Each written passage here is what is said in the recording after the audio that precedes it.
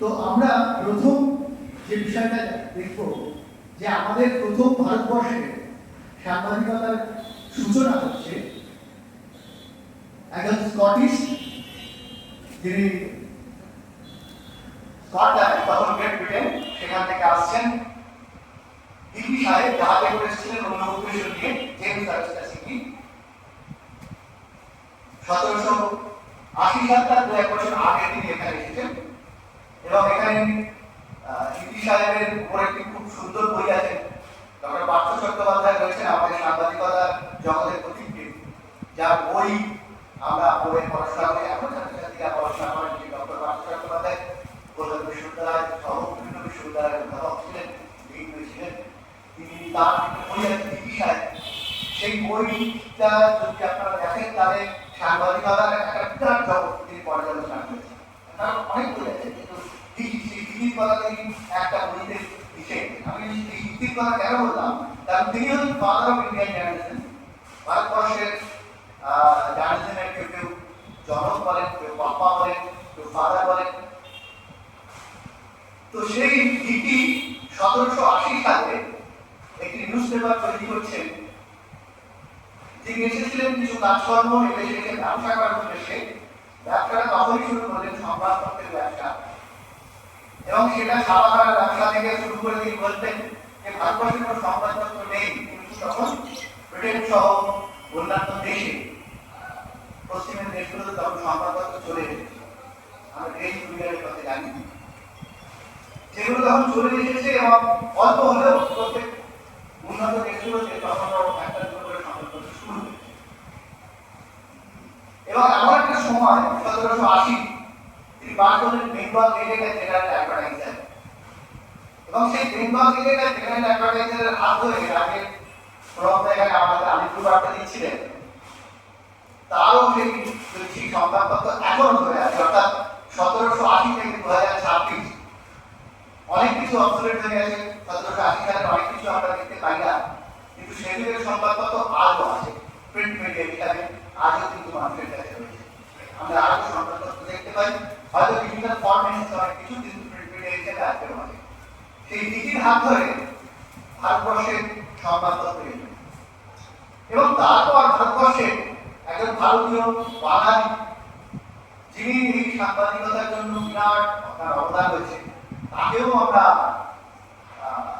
নীতির পরেই রাখি এবং জনক হিসাবে, বাংলা ভারতীয় জনক হিসাবে তাকে রাখি। তিনি হলেন রাজা রামমোহন রায়। এবং তিনি তো একটি ভাষা জানতেন না, অনেক কটি ভাষা জানতেন, এবং সেই ভাষা ইংরেজি ছাড়াও আরবি, ফার্সি, উর্দু, সেই সমস্ত ভাষায় পড়াশোনা শুরু করলেন এবং সংবাদপত্রগুলোতে খুঁজে লিখতে শুরু করলেন। এবং সেই সময় রামমোহনের উদ্যোগে প্রচুর সংবাদপত্র বেরোতে শুরু করলেন, এবং তিনি তখন হাতিয়ার করলেন সংবাদপত্রকে।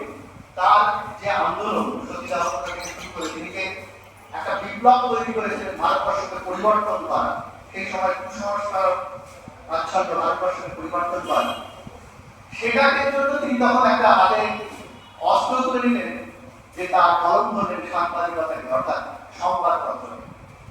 এই সাংবাদিকতা সেই থেকে রামমোহন কিন্তু এটার মাধ্যমেই তিনি তখন প্রবর্তক বিবর্তকের সংবাদ বানান লেখা হচ্ছে দৈত্য সময় বয় আকার ক্রম, যেটা এখন দৈত্য সময় বয় আকার ক্রম। এবং এখানে খবর তৈরি হলো তার অনেক আগে, অর্থাৎ বিকির আগে আমরা কিন্তু ভারতবর্ষে যে তাদের এই সংবাদপত্র ছাড়া ভারতবর্ষে কোনো খবর ছিল না। প্রথম বিকির সাংবাদিকতা নিয়ে না ছিল, রাজাদের সময় থেকে একটা জায়গা থেকে আরেকটা জায়গায় খবর যেত, গোপন খবর বলুন আর যে কোনো খবর বলুন, সমস্ত খবরই তথ্য দিয়ে যেত, তাদের দূত মারফত নিয়ে যাওয়া। এগুলো কথা আমরা জানি যে রাজাদের সময় যেগুলো নিয়ে যাওয়া হতো। এবং তখন খবর সন্দেশ ছিল,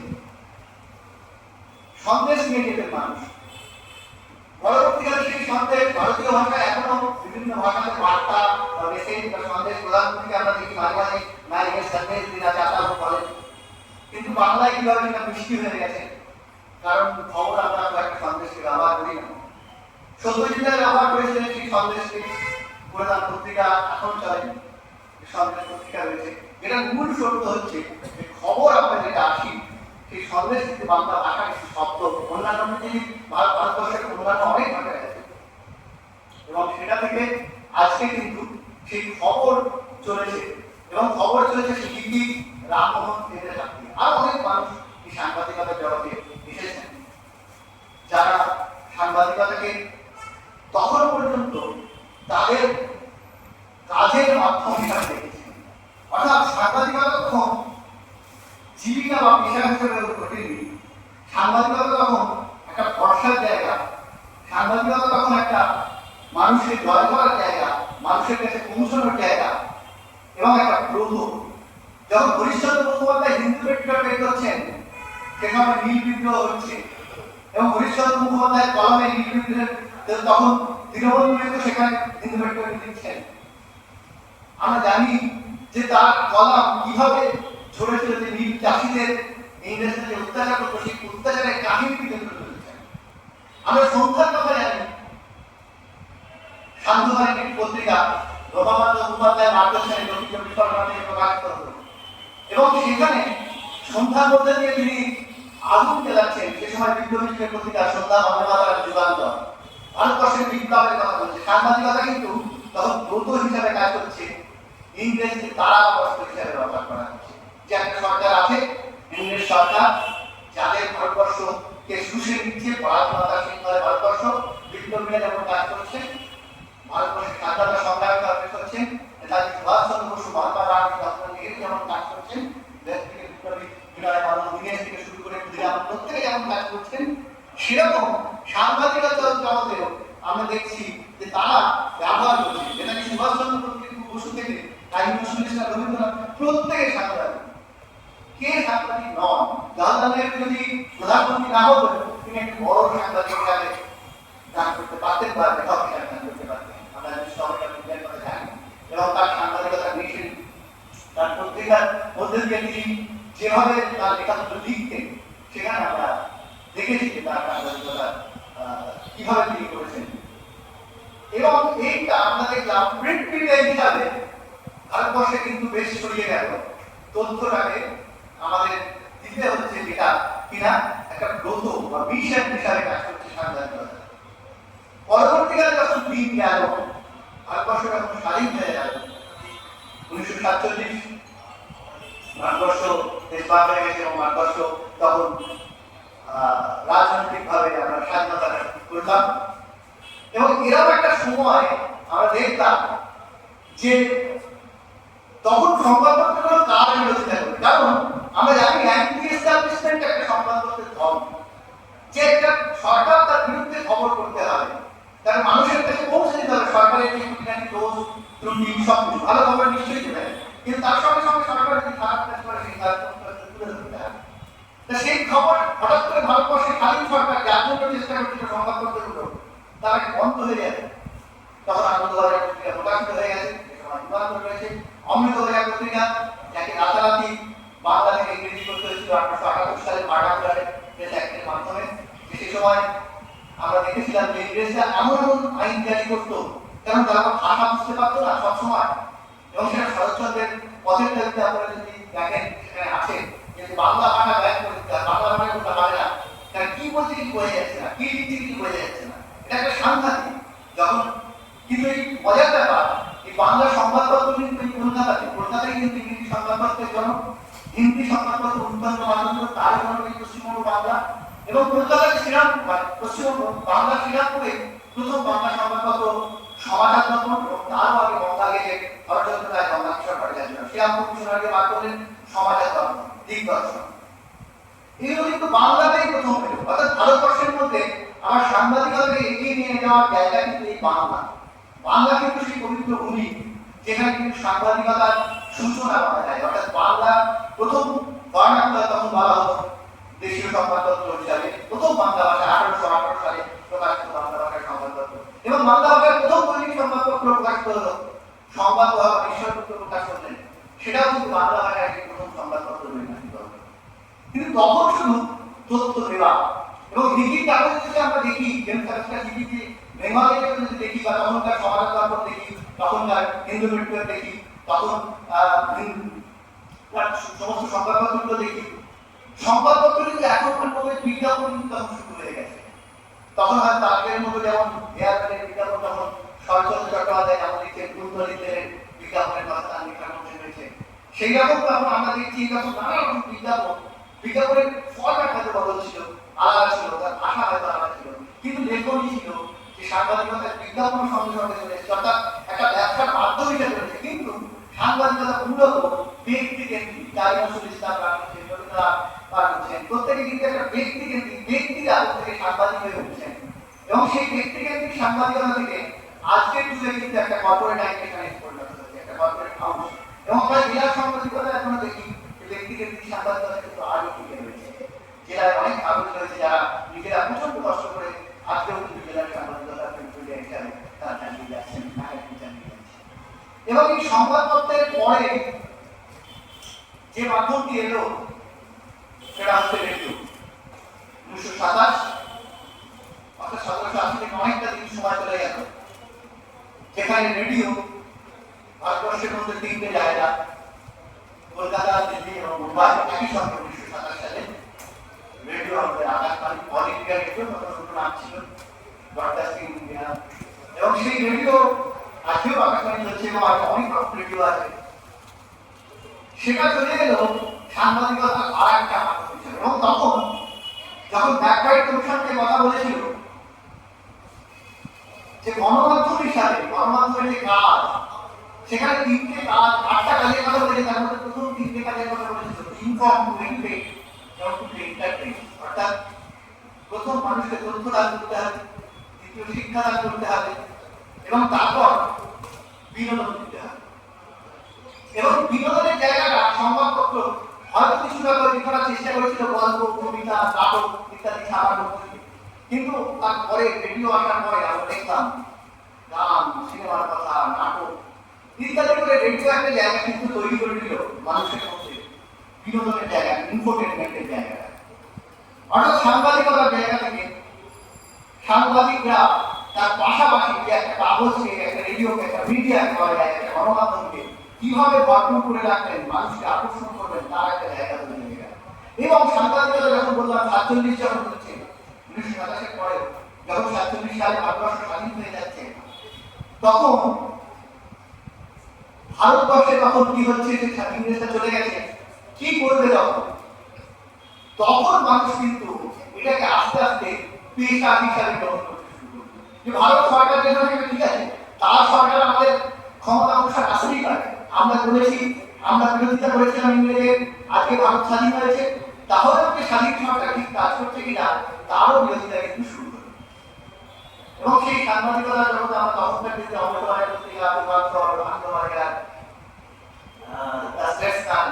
টাইমস অফ ইন্ডিয়া, হিন্দু, এদের যদি আমরা দেখতে পারি, দেখাশোনা, তাহলে সেই পত্রিকাগুলোতে আমরা দেখবো যে ইংরেজ বিরোধিতার পর তারা তখন নেহেরুর বিরোধিতা করছেন, ভারতবর্ষের তখন ভারত সরকারের বিরোধিতা করছে। কারণ সাংবাদিকতার মধ্যে একটা অংশ আসে যে আমাকে সরকারের শুধু কথা বলে কথা হবে না, সরকার বিরোধিতা করতে হবে, সরকার যদি বিরোধী কোনো কাজ করে তার কথা বলতে হবে। এবং সেই জন্য সংবিধান প্রণেতারা সাংবাদিকদের জন্য ভারতবর্ষে কিন্তু আলাদা কোনো সাংবাদিকতার আইন কিছু দেননি যে সাংবাদিকরা কথা বলবেন। শুধু একটা কথা বলে গেছেন, আর্টিকেল 91A, যেখানে ফ্রিডম অফ স্পিচ এন্ড এক্সপ্রেশনের কথা বলা হয়েছে, অর্থাৎ বাক স্বাধীনতার অধিকারের কথা বলেছে। ভারতবর্ষের যে কোনো মানুষের বাক স্বাধীনতার অধিকার আছে, তার নিজস্ব কিছু কথা বলার অধিকার আছে। এবং সেই বাক স্বাধীনতার অধিকার বলে সাংবাদিক আজও সেই সংবিধানে যে বাক স্বাধীনতার কথা বলা হয়েছে, সেই স্বাধীনতা বলে আজও সাংবাদিক কিন্তু সেই তার কথা বলেন। অর্থাৎ সংবাদপত্র, রেডিও এবং টেলিভিশনের মাধ্যমে, টেলিভিশন ভারতবর্ষে 1959 সালে ভারতবর্ষে কলকাতায়, দিল্লিতে প্রথম এসেছিল এবং পরে কলকাতায় 1972 সালে আসে দূরদর্শনের মাধ্যমে টেলিভিশনের জন্ম হয়। এবং সরকারি মাধ্যম হিসেবে রেডিও এবং টেলিভিশন তখন অনেক দিন পর্যন্ত সরকারি মাধ্যম ছিল। আমি বেসরকারি মাধ্যমের কথা আসবো। তার আগে এই সরকারি মাধ্যম হিসাবে তারা যখন কাজ করেছে এবং সাংবাদিকতার ক্ষেত্রে আমরা দেখেছি যে এই বাক স্বাধীনতার অধিকার তখন সাংবাদিকরা কিন্তু এই আর্টিকেল 91 এর উপর জোর দিয়ে এর উপর ভরসা করে কিন্তু সাংবাদিকরা কথা বলে। কিন্তু পদে পদে বাধা সাংবাদিকদের, আইন তাদের বাধা দিয়ে রেখেছে। আমাদের যে সমস্ত সাংবাদিকতার আইনগুলো আছে, সাংবাদিকদের সেগুলো জানতে হয় এবং সেগুলো না জানলে মিডিয়াতে অনেক রকম সমস্যা। কারণ তিনি যখন কোনো খবর দিতে যাবেন, কারণ নামে কিছু বলবেন, কিছু লিখবেন, যে কোনো মানুষ যদি মনে করেন যে তার একটা মানহানি ঘটেছে, তিনি ডিফার্মেশন চার্জ করতে পারেন, মানহানি বক্তব্য মানহানি করতে পারেন, মানহানি মামলা করতে পারেন সাংবাদিকের বিরুদ্ধে। এবং এটা আমরা দেখেছি বহু বিভিন্ন আমলে বা ভারতবর্ষের বহু কারণের সঙ্গে হয়েছে, মানহানি মামলা হয়েছে বড় বড় কারণের সঙ্গে, বড় বড় মিডিয়ার সঙ্গে। এখানে এখনো চলে, একটা বড় মিডিয়া হাউসগুলোতে একটা টাকা রেখে দিতে হয় ডিফার্মেশন করবে, কখন কোন নেতা মন্ত্রী ডিফার্মেশন করে দেবে তার জন্য তাদেরকে একটা টাকা রেখে দিতে হয় সেখানে। অর্থাৎ মানহানি মামলা দিতে একটা টাকা। আমরা বলছি বাক স্বাধীনতার অধিকার, সেই সঙ্গে সঙ্গে আমরা আবার বন্ধন করে দিচ্ছি, আটকেও দিচ্ছি শিকলকে, যে মানহানি মামলা কিন্তু তোমার বিরুদ্ধে হতে পারে। এটা একটা তার সত্ত্বেও সাংবাদিকরা যখন করছেন, কোনো কিছু বলছেন এবং তাদের চুক্তি আসছে, এবং তারা যখন বলতে যাচ্ছেন কোর্টে বা কোনো জায়গায়, তখন তাদের একটা কথা অংশ ওখানে বলা আছে মানহানির ক্ষেত্রে, যদি সমাজের স্বার্থে বহু মানুষের স্বার্থে কথা বলা হয়, তাহলে সেখানে কোর্ট তাকে সেটা থেকে অব্যাহতি দিতে পারে, তাকে মানহানির মামলা থেকে অব্যাহতি দিতে পারে। যদি দেখা যায় এটা জনস্বার্থে আলোচিত হয়েছে, ব্যক্তি স্বার্থে নয়। কিন্তু তারপরেও দেখা যায় যখন কোর্টে গিয়ে মামলা করে, আমরা দেখেছিলাম সামনা পত্রিকা, তখন বালা সাহেব চাকরি প্রধান ছিলেন, সামনা পত্রিকা তিনি এডিটার ছিলেন এবং তাকে জেল কাটতে হয়েছিল এই সামনা পত্রিকা লেখার জন্য। এরা প্রচুর সাংবাদিককে করতে হয়েছে যে কোর্টের বিরুদ্ধে তিনি কোর্ট রায় ঠিকঠাক দিচ্ছেন না, সেটা কিন্তু বলতে গেছেন, লিখতে গেছেন, তখন কোর্টের কন্টেম্প্ট অফ কোর্ট, সেই কন্টেম্প্ট অফ কোর্ট বা আদালত অবমাননার দায়ে সাংবাদিকদের কিন্তু জড়িয়ে দেওয়া হয়। এবং আজকে আমরা যে বিষয়টা বলা হয়েছে তার একটা সবচেয়ে বড় আইন 1927 সালে, যেটা ইংরেজি আমরা তৈরি আছে, সেই আইন আজও আছে, অফিসিয়াল সিক্রেট অ্যাক্ট বা সরকারি গোপনীয়তা আইন। আমরা গোপন তথ্য পাঠ করবো, গোপন তথ্য দেব, কিন্তু একটা আইন সঙ্গে সঙ্গে দেখা আছে যে সরকারি তথ্য বলা যাবে না, দেওয়া যাবে না, যদি গোপন তথ্য সেটা হয়, যদি এমন কোনো গোপন তথ্য হয় তাহলে সেটা কিন্তু ব্যবহার করা যাবে না। এটা কিন্তু সরকারি গোপনীয়তা আইন, যার বলে যখন দয়ালকার একদমে আমরা দেখলাম বাংলাদেশ আসমানকে, দয়ালকার একদমের পরে তরুণদের পাল তার এখন বাংলাদেশ আসমানকে অভিযুক্ত করলেন, পরবর্তী ক্ষেত্রে তাদেরকে কাস্টারাম বলতে হয়েছিল এই অফিসিয়াল সিক্রেট অ্যাক্টের বলে, যে স্টিং অপারেশন করলেন। আমরা স্টিং অপারেশন ভারতবর্ষে কি হয় সেটা দয়ালকার একদমের মাধ্যমে দেখেছিলাম, বিদেশে আমরা দেখেছি, কিন্তু ভারতবর্ষের মধ্যে দয়ালকার একদম দেখিয়ে দিয়েছিল যে স্টিং অপারেশন কিরকম হয়। যাতে বঙ্গালী আপনার একটা সেনাবাহিনীতে একটা বিরাট অংশ কার্যকরী হচ্ছিল, এটা ধরা হয়েছিল। এবং সেই দয়ালকার একদমে তরুণ নেটপালকে আমরা দেখলাম যে রাষ্ট্রনামত করে দিয়েছিলেন ভারত সরকারের সময়, কারণ অফিসিয়াল সিক্রেট অ্যাক্ট বা সরকারি গোপনীয়তা আইন সেটা তাকে কিন্তু আছে, এবং সেই সরকারি গোপনীয়তা আইনের কথা বলছে। অর্থাৎ সাংবাদিক যখন যাবে সরকারি তথ্য গোপনীয়তা, তাকে আবার ভাবতে হয় মনে করে যে সরকারি গোপনীয়তা আইন তো আছে। অর্থাৎ ভারতবর্ষ ইংরেজ চলে গেছে ঠিকই, কিন্তু ভারতবর্ষ সাংবাদিকরা যে খুব স্বাধীন এবং স্বাধীনভাবে যে কাজ করতে পারেন তা না, অনেক দেশ আছে যেখানে থেকে অনেক বেশি স্বাধীনভাবে কাজ করতে পারেন, কারণ অনেক অথরিটিয়ান কান্ট্রি আছে যেখানে কর্তৃত্ববাদ চলে। ভারতবর্ষে গণতান্ত্রিক দেশ, সেখানে অনেক গণতান্ত্রিক অনেক কথা সাধারণ মানুষ বলতে পারেন, আমরা বলতে পারি, সবাই বলতে পারে, সাংবাদিকরা বলতে পারে। সেটা আমরা জানি যে ভারতবর্ষের প্রচুর, পৃথিবীর প্রচুর দেশের থেকে ভারতবর্ষ এগিয়ে গণতান্ত্রিক দেশে, কিন্তু তার সঙ্গে সঙ্গে এই আইনগুলোর কথা মাথায় রাখতে হয় যে আইনের কথা। হ্যাঁ, নিশ্চয়ই এটা ঠিক যে আমাদের দেশের কোনো তথ্য আমরা বাজার করে দেবো না, আমাদের দেশের কনফিডেন্সিয়াল কিছু জিনিস আমরা বললো প্রতিবেশী কোনো শত্রু দেশের হাতে আমরা তুলে দেবো না সাংবাদিকরা। কিন্তু এমন কিছু তথ্য যদি হয় যেখানে সরকারি ক্ষেত্রে যেটা ভারতবর্ষের কিছু ক্ষতি হয়ে যেতে পারে, সে তথ্য সরকারি গোপনীয়তা আইনে যদি পড়ে যায়, তাহলে কিন্তু সাংবাদিকের ক্ষেত্রে একটা ভাববার বিষয় আছে, এবং সেটা নিয়ে কিন্তু বিতর্ক চলতেই পারে এবং বিতর্ক হয়। এই গোপন তথ্য আনার সময় বা আমরা যদি বলি যে তদন্তমূলক সাংবাদিকতা, ইনভেস্টিগেটিভ জার্নালিজম, যেটা এখন নাম স্টিং অপারেশন, আর সূক্ষ্মভাবে স্টিং মানে শুধু তার সূত্র মতো সেই অপারেশন চালাতে হয়। কিভাবে করবে সেই সাংবাদিক সেই তথ্য সংগ্রহ করবে মানুষের কাছ থেকে? এবার আসি যে সাংবাদিকতা এখন ছড়িয়ে গেছে যে জায়গাটা, আর শুধু প্রিন্ট মিডিয়ায় সীমাবদ্ধ নয়, রেডিও, টেলিভিশন, এবং আজকে আমরা দেখছি যে সহযোগী যারা আমরা এই অর্গানাইজ করছে যারা, তাদের মধ্যে দুটো মিডিয়া, একটা মুদ্রার মাধ্যম বা প্রিন্ট মিডিয়া রয়েছে, আবার ডিজিটাল মিডিয়া রয়েছে। অর্থাৎ রেডিও টেলিভিশনের পরেও ডিজিটাল মিডিয়া আজকে একটা বড় জগৎ, এবং সংবাদপত্রের পর্যন্ত ভাবতে হচ্ছে যে ডিজিটাল মিডিয়াতে আমরা স্থানান্তর করতে হচ্ছে। প্রত্যেকটা সংবাদপত্র যদি দেখেন, বড় সংবাদপত্র, তাহলে সব অনলাইন মিডিয়া তৈরি হয়ে গেছে। তারা অনলাইন, আনন্দবাজার পত্রিকা থেকে শুরু করে যে কোনো পত্রিকায় আপনারা দেখুন না কেন, প্রত্যেকটা পত্রিকা তার ডিজিটাল অনলাইন তৈরি হয়ে গেছে। কারণ তারা ডিজিটাল মিডিয়ার সঙ্গে কম্পিটিশন করতে শুরু করেছে।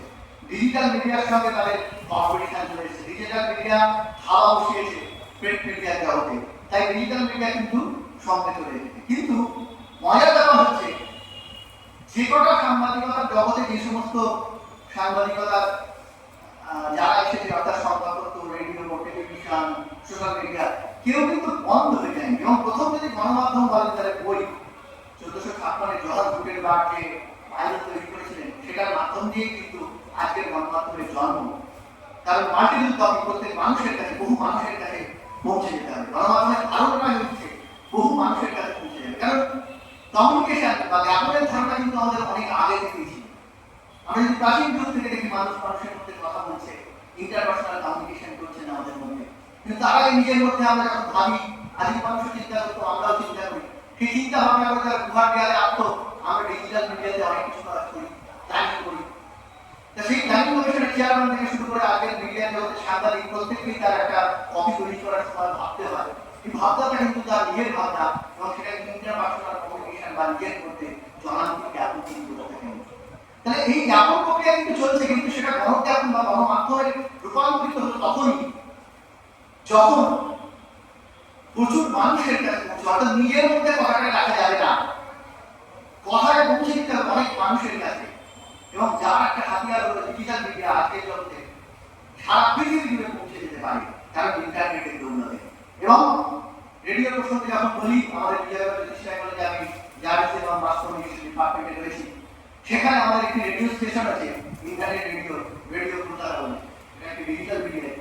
এবং সেই রেডিওর মাধ্যমে আমরা ছাত্রছাত্রীরা, আমাদের কিছু মানুষ যুক্ত আছে, এখানে আমাদের মধ্যে এসেছেন অনুষ্ঠান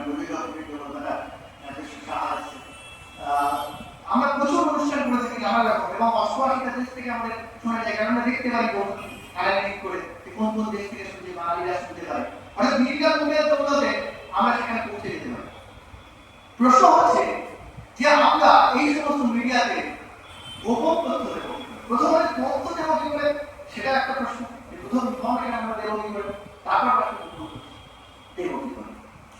যে কোনো ইনফরমেশন আমরা দিতে চাই না কেন, আজকে কিন্তু সোশ্যাল মিডিয়া বা ডিজিটাল মিডিয়া আসার ফলে একটা খুব ভয়ানক রকমের দুশ্চিন্তার কারণ ঘটে গেছে, ফ্যাক্ট চেকের কারণ ঘটে গেছে। কারণ সবাই সাংবাদিক হয়ে উঠছে, প্রত্যেকটা মানুষের অধিকার হয়ে যাচ্ছে সোশ্যাল মিডিয়াতে সাংবাদিক হয়ে ওঠা।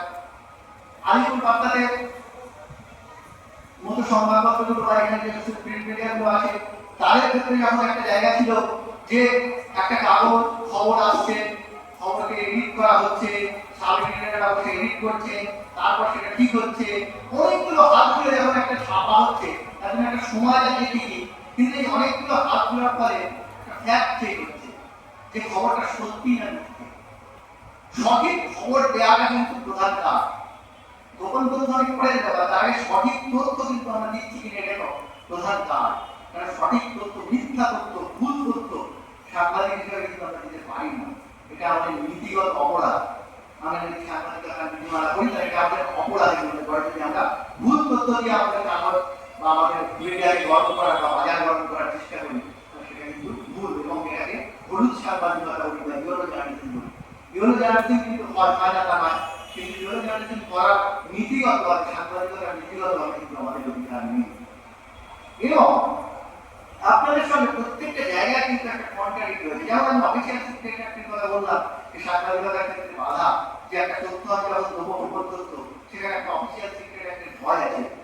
ঠিক সেরকম একটা বাধা আমাদের নীতিগতভাবে আছে। আমাদের বলাই হয় সাংবাদিকতার বিষয়ে, সাংবাদিক যখন যাবেন তার নীতিগত হবে, তিনি যে কোনো মানুষের কে যখন কথা বলবেন, তিনি রেকর্ড করবেন, তাকে জানিয়ে দেওয়ার তার অধিকার আছে। অর্থাৎ তিনি তার রেকর্ড দিচ্ছেন, কোনো মানুষকে আমরা রেকর্ড করতে পারি না, যে তারা জানেন না, আমি তার কথা তুলে নিয়ে চলে এলাম এবং সেটা চাকরিকে ছড়িয়ে দিলাম, এটা কিন্তু তার অধিকার আছে। তিনি অনেক রকম মামলা আছে, তিনি করতে পারেন, মাননীয় থেকে শুরু করে যে কোনো জায়গায় তিনি যখন কিন্তু এবং তার ব্যক্তি স্বাধীনতা আইন রয়েছে, সেই ব্যক্তি স্বাধীনতার আইনের পরেও তিনি কিন্তু মামলা করতে পারেন। ফলে আমরা সেই জায়গাকে সাংবাদিকদের অনেক সময় থাকতে হবে। আমরা যদি নীতির কথা বলি তাহলে নীতিগতভাবে কিন্তু আমরা পারি না। সাংবাদিকতা নীতিমালায় বলা আছে যে 65টা প্রেস কাউন্সিল, ভারতবর্ষে যখন প্রেস কাউন্সিল তৈরি হয়েছিল, প্রথম প্রেস কাউন্সিল পরবর্তীতে প্রেস কাউন্সিল তৈরি হয়, সেই প্রেস কাউন্সিলের যে গাইডলাইন আছে 65 গাইডলাইন, সেখানে কিন্তু একটা জায়গায় বলা আছে যে আমাদের যখন রেকর্ড করবো না শুনবো বা কাউকে ভোট করবো, তাকে কিন্তু একটা প্রায় অনুমতি দিতে হবে যে আপনারা রেকর্ড করছি, আপনার তথ্য কিছু দিন। তো এইটা কিন্তু অনেক সময় আমাদের মেনে হয়ে হবে না, কারণ এরা করতে গেলে অনেকেই বাধা দেবেন, আমরা কোনো খবর করতে পারবো না।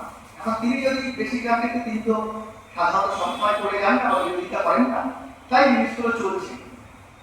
কিন্তু এই ক্ষেত্রে একটা জিনিস রয়েছে, যদি তিনি ওকে জানো, যদি দেখা যায় যে আমি কোনো তথ্য দিচ্ছি, তাকে জানালেও তিনি তো দেবেন না, তিনি বলবেন না যে আমি সেই তিনি দুর্নীতি করছেন আমি তার তথ্য দিয়ে দিলাম, তিনি বলবেন হ্যাঁ দিয়ে দাও, কিন্তু তাই বলবো সেক্ষেত্রে কি করবো? সেই ক্ষেত্রে যদি মামলাও হয় তাহলেও যেহেতু আমার স্বার্থটা জনস্বার্থ এবং তিনি প্রমাণিত হয় যে তিনি দুর্নীতি করেছেন, তাহলে কিন্তু অভিযুক্ত বা দুর্নীতি করছে তিনি অভিযুক্ত, তাহলে সেটা কোনোভাবে তার পক্ষে যাবে না, সেটা সাংবাদিকের পক্ষেই যাবে। এরকম ক্ষেত্রগুলোতে আমরা গোপনীয়তা আইন করতে পারি, অর্থাৎ গোপন ভাবে তথ্য আমরা নিতে পারি। এখন গোপন তথ্য নেওয়ার ক্ষেত্রে যেটা সাংবাদিকরা করে, নানা রকম তারা পদ্ধতি ব্যবহার করেন। এখন পেন চলে এসেছে, যে পেনের মাধ্যম দিয়েও তার তথ্য চলে আসছে, অর্থাৎ আগে ছোট রেকর্ডার, পকেট রেকর্ডার, ক্যামেরার মধ্যে দিয়ে এবং বোতাম কলার মাইক্রোফোনের একটা ছোট বোতামের মতো থাকলো, এখন পেন, যে পেন মোড়াবে নিচ্ছে, যে পেনের একটা অংশে তার সমস্ত রেকর্ড হয়ে যাবে। এরকম প্রচুর আমরা জানি যেখানে গোপন তথ্যগুলো কিন্তু সংগ্রহ করতে পারে সাংবাদিক। কিন্তু সাংবাদিকদের মাথায় রাখতে হচ্ছে এক নীতিগত পথে তার জনস্বার্থে কি করছেন কিনা তাকে দেখতে হচ্ছে, দ্বিতীয় অংশ তাকে ইনফরমেশন চার্জে করছেন কিনা, তার অফিসিয়াল সিক্রেট অ্যাক্ট হচ্ছে কিনা, তার মানহানিগতভাবে মামলা হচ্ছে কিনা, এইগুলো দেখাটা খুব জরুরি। এবার একটা জিনিস, যে যদি দেখা যায় যে তিনি কেস করছেন না, কিন্তু কোনো একটা জায়গায় প্রেস কাউন্সিলকে ডাকলো, প্রেস কাউন্সিলকে বললো তোমরা দেখো এই সংবাদপত্র বা মিডিয়া বা গণমাধ্যম, রেডিও, টেলিভিশন বা ডিজিটাল মিডিয়া কি করেছে, তোমরা দেখো। ওর তো ডাইরেক্ট কিছু বলে না, তারা প্রেস কাউন্সিল বা প্রেস কমিশনকে দায়িত্ব দেয়, প্রেস কাউন্সিলকে দায়িত্ব দেয়। প্রেস কাউন্সিলের কি ক্ষমতা আছে, প্রেস কাউন্সিল কি করতে পারে? এক্ষেত্রে বেশিরভাগ ক্ষেত্রে আমরা দেখি যে না, আপনারা বলছেন কিন্তু আমরা দেখি প্রচুর লেখা লেখা প্রেস কাউন্সিলও কিন্তু তারা কোনোদিন একটা বাড়ে না, তাদের ভাবে অনেক কিছু বলার ক্ষমতা দিয়ে রাখা আছে, কিন্তু শাস্তি দেওয়ার ক্ষমতা, অর্থাৎ তারা সাবধান করতে পারে যে কোনো সংবাদপত্রে যে এটা তুমি ঠিক করছো না বা এটা করাটা ঠিক হবে না, কিন্তু ওই পর্যন্তই। তারা জরিমানাও করতে পারে না, তারা জরিমানা করতে হয় সবটি করতে হবে, তারা সরাসরি কিছু শাস্তি বিধান করতে পারে না, এটা প্রেস কাউন্সিলের দেয়। এবার আসি সংবাদপত্র, রেডিও, টেলিভিশন, এগুলো সবটাই প্রেস কাউন্সিল বা মিডিয়া কাউন্সিলের অন্তর্ভুক্ত। কিন্তু পরবর্তীকালে কারণ একটা রেজিস্ট্রেশন হয়, প্রত্যেকটা একটা রেজিস্ট্রেশন হয়, সংবাদপত্রে আমরা জানি আইন রেজিস্ট্রেশন হয়, রেডিও, টেলিভিশনের রেজিস্ট্রেশন হয়। যে রেজিস্ট্রেশনের বলে তাহলে রেজিস্ট্রেশন পর্যন্ত বাতিল হতে পারে, প্রেস কাউন্সিল সেই আইন তাদেরকে বলতে পারে, প্রেস কাউন্সিল সেই কথাটা আইনকে জানাতে পারে, আইন সেই সিদ্ধান্ত নিতে পারে, আইনের ক্ষমতা রেজিস্ট্রেশনকে ক্যান্সেল করে দেয় যে কোনো সংবাদপত্র যদি সেরকম কোনো কাজ করে থাকে। ব্যক্তি সাংবাদিক যদি করতে পারে, তার জার্নালিস্টের তার হাউস তার লাইসেন্স ক্যান্সেল করতে পারে, হাউসের জায়গায় তার যদি অ্যাপ্লিকেশন কার্ড থাকে গভর্নমেন্ট অ্যাপ্লিকেশন কার্ডকে ক্যান্সেল করতে পারে, এই ক্ষমতাগুলো হতে পারে। কিন্তু তার বাইরে গিয়ে ডিজিটাল মিডিয়ার ক্ষেত্রে আমরা যদি দেখি প্রচুর ডিজিটাল মিডিয়া, কিন্তু এখনো পর্যন্ত ভারতবর্ষের আইনে আমরা রেডিও কোম্পানি নিয়ে চিঠি দিয়েছিলাম কেন্দ্রীয় সরকারি তথ্য সম্প্রচার মন্ত্রক, কিন্তু এখনো ডিজিটাল মিডিয়ার জন্য আলাদা করে কোনো আইন এখন তৈরি হয়নি।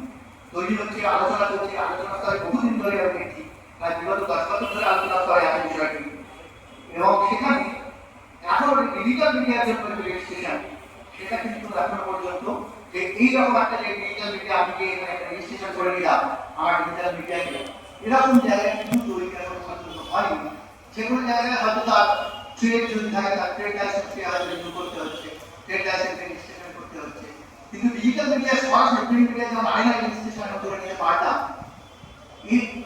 এরকম কিন্তু ডিজিটাল মিডিয়াতে এখন পর্যন্ত তৈরি হয়নি, যার ফলে ডিজিটাল মিডিয়ার যে সাংবাদিক তাদের ক্ষেত্রেও কিন্তু সমস্যা তৈরি হয়েছে। কারণ বাকি যে সাংবাদিকতার আইন, সেখানে ওয়ার্কিং জার্নালিস্ট অ্যাক্ট রয়েছে 1957, ওয়ার্কিং জার্নালিস্ট অ্যাক্ট অনুসারে কর্মরত সাংবাদিক আইন অনুযায়ী ভারতবর্ষের বেশ কিছু জিনিস কিন্তু সুবিধা দিতে পারে, সেগুলো আসে। কিন্তু সেই জায়গা থেকে আমরা দেখি যে যদি এই কর্মরত সাংবাদিক আইন অনুসারে কিন্তু সংবাদপত্র যেগুলোকে আমরা দেখি সেই সংবাদপত্র কিন্তু মানে না, কারণ ওই করে যেরকম মাইনে দিতে বলা হয় সাংবাদিকদের সেগুলো কিন্তু দেওয়া হয় না, সেই অনুসারে করা হয় না। কারণ যেহেতু কম পয়সায় সাংবাদিক পাওয়া যায়, সেই জন্য ভারতবর্ষের বড় বড় হাউস করে যারা কর্পোরেট হাউস হয়ে গেছে, যারা ব্যবসা করছে, যাদের আরো 29টা ব্যবসা করতে সংবাদপত্র একটা ব্যবসা, তারা সেই জায়গা থেকে তাদের কিন্তু তারা সাংবাদিকদের শোষণই করে। কারণ সঠিকভাবে তাদের যে সমস্ত মাইনে প্রেস কাউন্সিল নির্দেশিত যে গাইডলাইন রয়েছে, যেখানে ওয়ার্কিং জার্নালিস্ট অ্যাক্ট অনুসারে যেগুলো বলা আছে সেগুলো কিন্তু দেওয়া হয় না। একটা খুব কিছু টাকা তাদের দিয়ে দেওয়া হয়, তাদের মতো করে তারা দেয়, কিন্তু নিয়ম নীতি তারা যে খুব মানে এটা নয়। আর ডিজিটাল মিডিয়ার ক্ষেত্রে তো মানার জায়গাই নেই, কারণ ডিজিটাল মিডিয়াতে এই আইনটাই শিক্ষিত হয়। ফলে ডিজিটাল মিডিয়ার ক্ষেত্রে মজার ব্যাপার হলো শাস্তি দেওয়া মুশকিল। অর্থাৎ তার মানে ডিজিটাল মিডিয়া চাকরি করতে পারে না, চাকরি করতে পারে না, কারণ ব্যক্তি স্বাধীনতা বলে যে সমস্ত সাধারণ মানুষকে যে আইনের শাস্তি দেওয়া যায়, বিভাগ সেই আইনের শাস্তি দেওয়া যেতে পারে। কিন্তু একটা রেজিস্ট্রেশন বাতিল করে দিলাম, তার তো রেজিস্ট্রেশন কি বাতিল করবে? অর্থাৎ সরাসরি ডিজিটাল মিডিয়াকে শাস্তি দেওয়া যাচ্ছে না, যার জন্য কিন্তু অনেক সময় অনেক নিউজ হয়ে যাচ্ছে, যেটা ডিজিটাল মিডিয়ার একটা ভয়ঙ্কর রূপ ধারণ করেছে। সোশ্যাল মিডিয়ায় খুব মিডিয়া অনেক ভুল তথ্য, অনেক ফেক নিউজ পরিবেশন করছে, সবাই সাংবাদিক হয়ে গেছে, কোনো প্রশিক্ষণ নেই, কোনো কিছু নেই, তাদের ইচ্ছে মতো যে যা মনে করছে তাই লিখে দিচ্ছে, কোনো ফ্যাক্ট চেক করার জায়গা নেই। তার ফলে কি হচ্ছে যে ডিজিটাল মিডিয়ায় যারা আছেন তাদেরকে গভর্নমেন্টও কিন্তু সরকারও কিন্তু ধরতে পারছেন না, কারণ রেজিস্ট্রেশনের কোনো জায়গা নেই ডিজিটাল মিডিয়াতে, এবং সেই জন্য সরকারের আপনার চেষ্টা চলছে যে তাদেরকে একটা জায়গায় আনা যায় কিনা, এবং সেটা আনা গেলে তখন ডিজিটাল মিডিয়ার সাংবাদিক অ্যাক্রিডিটেশন কার্ডের জন্য স্বীকৃত হবে, এবং যেমনভাবে প্রিন্ট মিডিয়া বা রেডিও টেলিভিশন ইলেকট্রনিক মিডিয়াগুলো আছে সেইভাবে ডিজিটাল মিডিয়া তার সম্মান পাবে। কিন্তু তার সঙ্গে সঙ্গে আমার মনে হয় ডিজিটাল যেমন প্রশিক্ষণ চলছে, অন্তত এরকম প্রশিক্ষণ প্রচুর দরকার। ডিজিটাল মিডিয়া বা আইও বার্তায় প্রশিক্ষণ করেছে, এরকম ভাবে যে লাগাতার প্রশিক্ষণ কিন্তু দরকার, তাহলে প্রচুর সাংবাদিক তৈরি হয়ে গেছে যারা কিছু তথ্য না জেনে কিছু গাইডলাইন না পড়ে তাদের